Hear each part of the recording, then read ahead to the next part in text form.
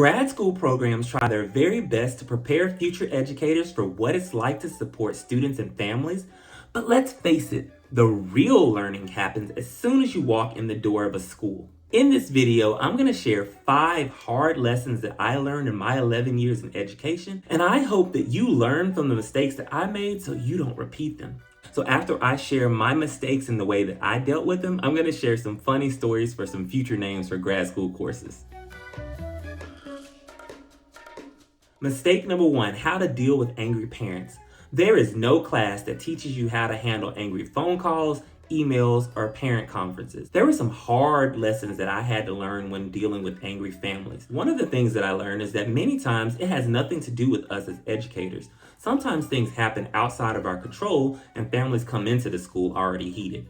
I had to learn emotional control, how to respond calmly and respectfully to every single situation, because often parents would come in and they were hot and they were cursing and it was just like a really, really bad situation. One mom on one particular day got me to a point where I had to leave a meeting. And I normally don't do that, but she was cursing at me and normally I can handle that. But at this time, I really just was not having it. I don't remember what kind of day I was having, but it just was not a situation that I was willing to deal with. So I removed myself. I came back in a couple minutes later and we were able to resolve the situation. Like I said, there is no grad school class that prepares you with how to deal with those type of things. And we as educators deal with some emotional abuse, and it's ridiculous that sometimes we have to manage these things, but it takes practice, it takes emotional control, and it also takes a lot of patience. And if there were a class that taught this, I would call this "You Got Me Messed Up 101. Mistake number 2, confidentiality with teachers. There was a situation where I was talking to a 5th grade student and the teacher stopped me in the hall and wanted to know what we were talking about and what was the resolve. And I respectfully told that teacher, I'm sorry, due to confidentiality, I can't share that information with you. And I'm not sure if it left a sour taste in her mouth, but our relationship from that point on was damaged and there was no way we could work together. So we had a couple of incidences where there was some disrespectful exchanges on her part, not mine.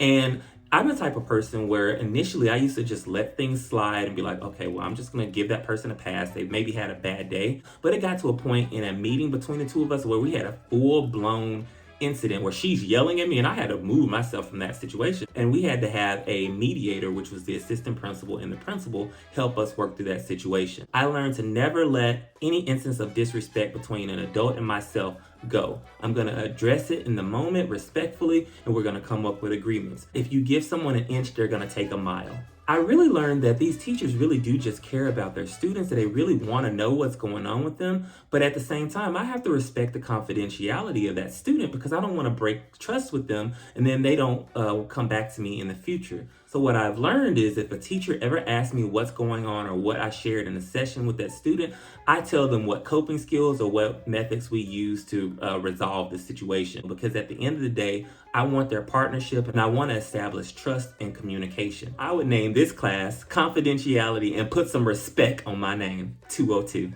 Mistake number 3, planning and engaging lessons. As counselors in grad school, they don't teach you how to teach classes. So when you go in and teach classroom counseling lessons, you have to make sure that your lessons are engaging, or otherwise students are not going to be on the same track. They're not going to learn anything from you, and you might have behavior concerns. I used to use this curriculum called Second Step, and I would go in and teach it with my students. If you've ever used scripted curriculum before, it can be great, but at the same time, it's so cookie cutter. I had to modify lessons, adapt them, add engaging activities so that I can make sure that my students learn from things. I even had to include culturally relevant things that made sure that they related to them and kept their interest. They just didn't connect with that scripted curriculum, and it led to behavior concerns, which is the next topic I'm going to talk about in just a moment. I would name this class You Gonna Learn Today 303. Mistake number 4, classroom management. Classroom management is one of the hardest and most humble lessons you will ever learn as an educator.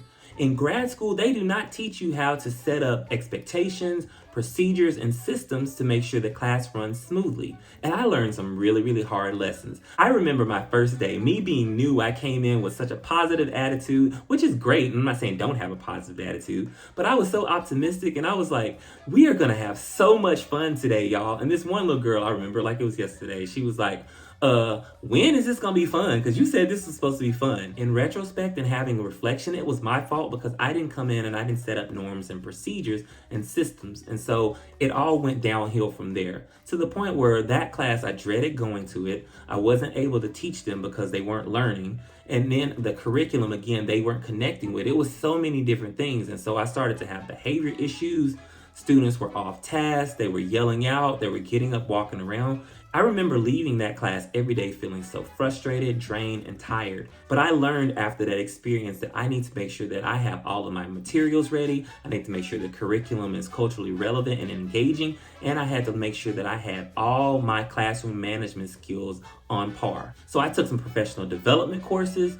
I learned from Teach Like a Champion, and I actually attended some of their workshops. And even with that, I took some of the skills that I learned and I made sure that it applied to the students that I would be serving. There wasn't much learning that occurred in that classroom because I never was able to finish a full lesson. So oftentimes I would just print off a worksheet and just make them do that. And it was miserable for them and it was miserable for me because again, they weren't even doing that. So I felt bad looking back on it because there are some students who actually were on task. I learned to never punish a whole class for the behavior of some students.